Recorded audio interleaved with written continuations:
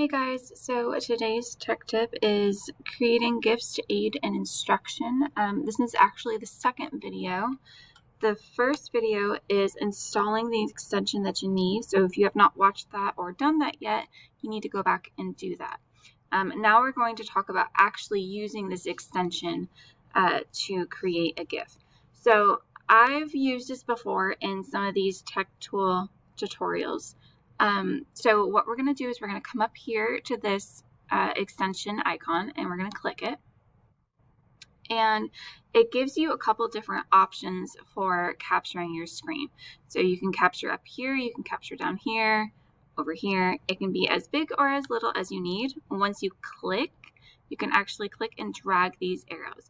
Now, the only reason that I am using the screen capture today is because it actually doesn't capture anything above your regular window screen. So this toolbar up here, the bookmark bar, your address bar, your window tabs, it does not capture any of that. So I needed to be able to show you the extensions and where they were, which is once again why I'm using the screen capture tool. So I'm going to go ahead and click and drag my GIF window a little bit bigger over here, and I'm not going to go through a full tutorial, but they are pretty easy and fast to make.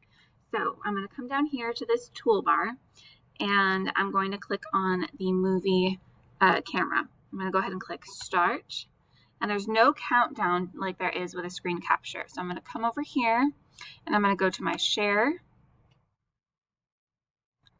and I'm going to change my restricted to Sealy ISD, and I'm going to click done, and I'm going to come over here and click stop.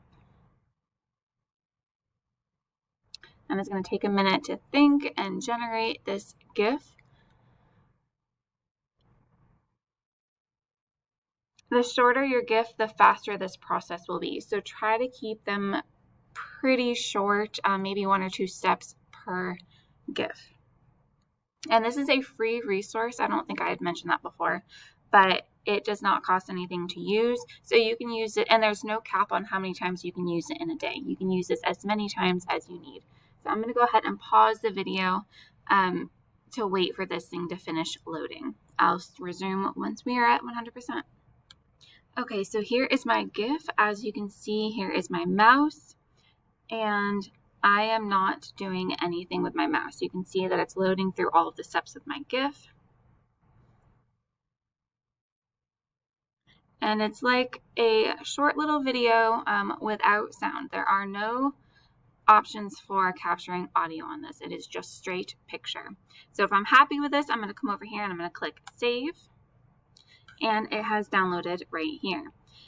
If I want to change the name of it, I'll just do show in folder, and then I can rename it whatever I want. And then you can insert this into a document, a PowerPoint, wherever you would normally insert a picture, however you want. So I'll just show you how to do that real fast. I'm going to click and I'm going to drag it over here, and there it is. Pretty easy to do.